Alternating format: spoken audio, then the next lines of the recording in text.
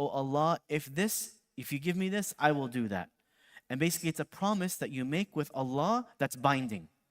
And breaking an oath with Allah has ramifications, and you have to do expiation for that.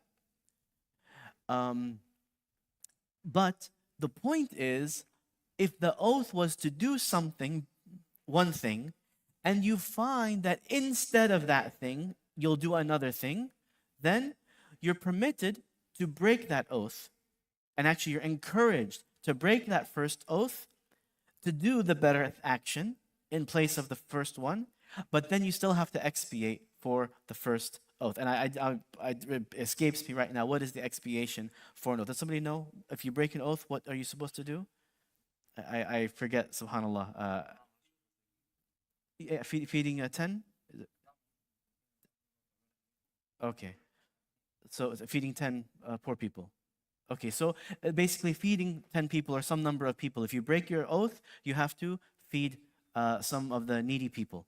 Some kind of meal or whatever it happens to be. I apologize. I didn't think to look it up before this, and I can't remember it. So, for example, let's say I'm just thinking of an example. Oh Allah, inshallah, wallahi, I'm gonna do my Hajj next year. But it hasn't been the Hajj season yet for this year. And you find the opportunity to do Hajj this year instead of next year. It's obviously better to do Hajj this year than next year. You don't know if you're going to live till next year. You don't know if you're going to live to this Hajj either, the next Hajj. But the point is, it's better to do the Hajj earlier. So instead of going next year, and let's say you can only go to one or the other, I'm going to go this year. Like some countries, for example, you have a quota. You're only allowed to go a certain number of people. Alhamdulillah, in the US, we don't really have this problem. But in a lot of the Muslim countries, your turn comes up and then you're allowed to go.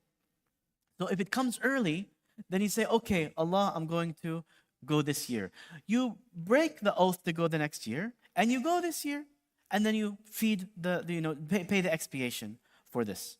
So this is an example of how we are encouraged in Islam to always choose the better path.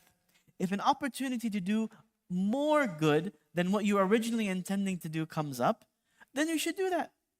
And the point here is, even if it involves a very sacred thing, such as the binding of an oath, a qasam.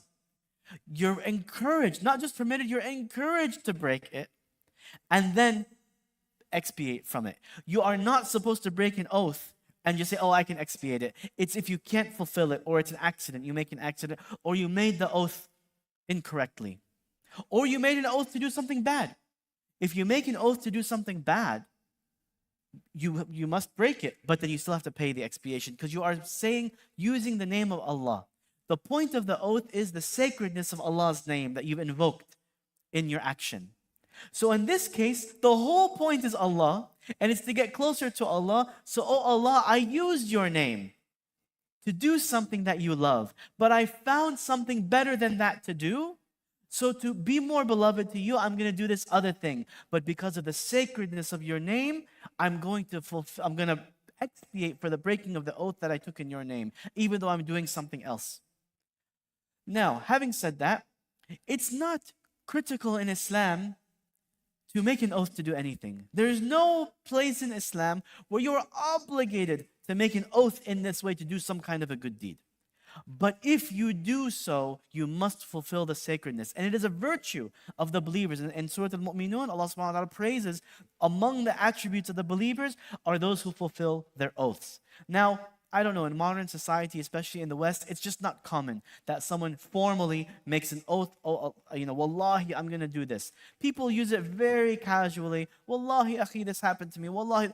And we have taken the name of Allah sort of as a not so serious thing. But the point is, the weight of Allah's name is heavy, and we have to give respect to that. But the point is always to get closer to Allah, even in this case. So if I said anything that is good, it is only from Allah subhanahu wa ta'ala. If I said anything that is bad, it is from myself and from shaitan.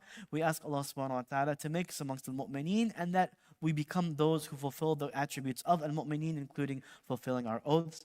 And we ask Allah subhanahu wa ta'ala to give us the hidayah and the tawfiq that should something good come up better than what we were already planning to do, whether it is something we made an oath to do or swore to do or otherwise, that He makes it easy for us to do the better thing and to get even closer to Him. And we ask Allah subhanahu wa ta'ala for that closeness to Him.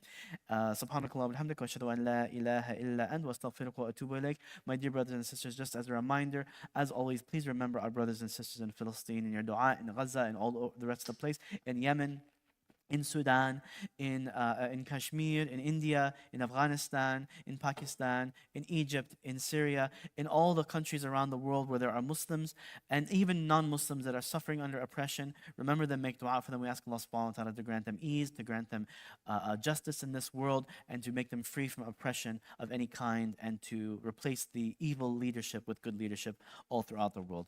سبحانك اللهم وبحمدك لا اله الا انت استغفرك واتوب اليك جزاكم الله خير السلام عليكم ورحمه الله وبركاته